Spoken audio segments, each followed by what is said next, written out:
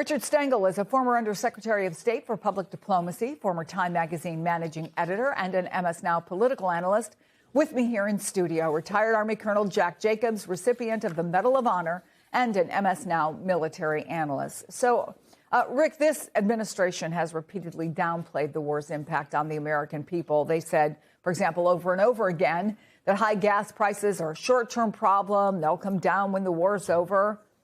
How's that going to happen if the strait remains closed? Yeah, Chris, it's kind of hard to follow all of the statements, many of which are contradictory and at odds with each other. What they're doing, though, and they're all doing this, is that they're resetting the bar almost every day and lowering the bar.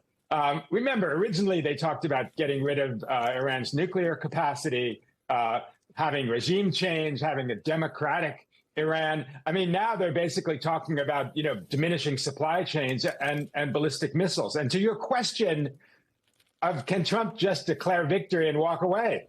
Yes, you can always declare victory when you haven't outlined what your objective is. So I actually think that wouldn't be the most terrible outcome. I mean, the rising gas prices, which we'll talk more about, has caused inflation in almost every aspect, in almost every industry.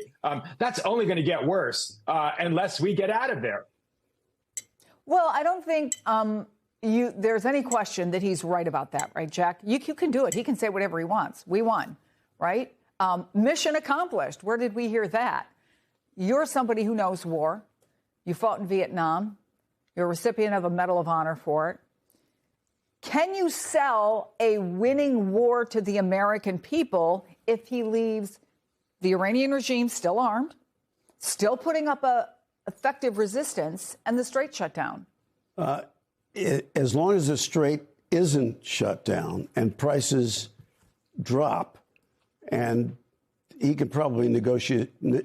Under certain circumstances, the United States can negotiate that with Iran and get what it wants, which is an open strait. And prices get reduced, the American people will buy it. It's like Richard said, he can say anything he wants. At the end of the day, it doesn't really matter because he's very good. The administration generally, and he in particular, very good at dissembling. There's one thing to keep in mind. If we remember at the beginning of the war, the president said, I'm going to give the Iranian people an opportunity to seize control of their own country from the mullahs and from the Iranian army. So I'm going to go in there and I'm going to sock it to them. And it's up to the Iranian people to rise up and seize control of their own country. And it's very easy for them to say, well, I did what I promised I would do. I gave these people an opportunity to take control of their destiny, and they didn't do it. I did what I could and say goodbye. So negotiate that, negotiate reopening the strait potentially. And in fact, Rick, that was something that Defense Secretary Hegseth talked about today. He said, I was just in the room with the president and Rubio and others, and those negotiations are ongoing. Do you see a diplomatic out at this point? Well, Chris, there's always a diplomatic out. Wars end at the negotiating table, not on the battlefield. I believe Jack would agree with. But the irony, of course, is that we've shot ourselves in our own foot, and then we're trying to do damage on it. I mean, but the planning war seems to not have taken into account that when we launched an attack on Iran, they might close the Strait of Hormuz, where 20% of the world's oil goes through and is only 20 miles wide. So now you could declare victory by simply reopening the Strait of Hormuz that we caused to be closed. So, when you don't know where you're going, any road will take you there, and that seems to be their strategy. So, Colonel, let me play something that the Secretary of State, Marco Rubio, had to say a little earlier this week when he spoke with folks at Al Jazeera. Not only is the sovereignty over the Straits of Hormuz not acceptable to us, it won't be acceptable to the world. No one in the world can accept it. Number one, it sets an incredible precedent. So this means that nations can now take over international waterways and claim them as their own. It's an illegal condition that they're demanding. That's just not going to happen. So if there is no negotiated settlement on that, Where does that leave us? I mean, are other countries going to be able to come in and do something that the U.S. has failed to do up till now? No, they're not going to do that. The whole question about negotiation, I think, is foremost in everybody's mind.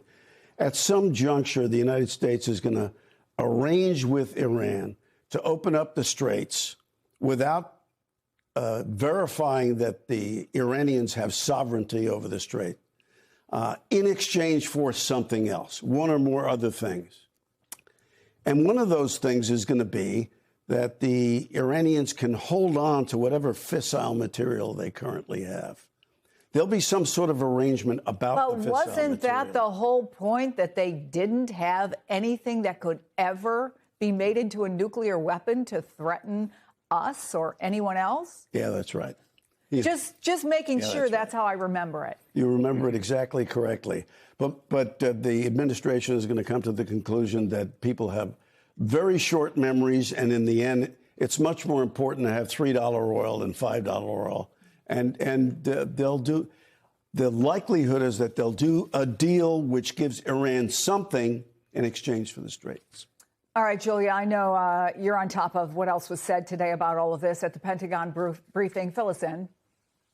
Yeah, Chris, the press were escorted into the Pentagon briefing room this morning where Hegseth Kane took questions and said that based on CENTCOM's latest intelligence, they're saying that the Iranian military is being degraded, both when it comes to morale as well as frustration among leaders. And Chairman Kane said that their air superiority of the U.S. and Israel has gotten so strong that B-52s successfully conducted their first missions. Hegseth also said that 200 precision or dynamic strikes, rather, occurred last night, meaning that those flights were given real-time information to hit new targets, kind of running on the fly. So a little bit of operational detail there, but I want to draw your attention to a comment that Hegseth made as well when he was talking about the regime in Iran, saying this new regime, quote, because the regime change has occurred, should be wiser than the last. And so here's what he had to say about the state of play when it comes to talks with that regime. So on the talks, I can tell you, having been with Steve and Jared and the vice president and Marco and many others yesterday, they are very real. They are ongoing. They're active and I think gaining strength. And we appreciate that. As I said in my remarks, we would much prefer to get a deal. If Iran was willing to relinquish material they have and ambitions they have, open this, great. That's the goal. We don't want to have to do more militarily than we have to.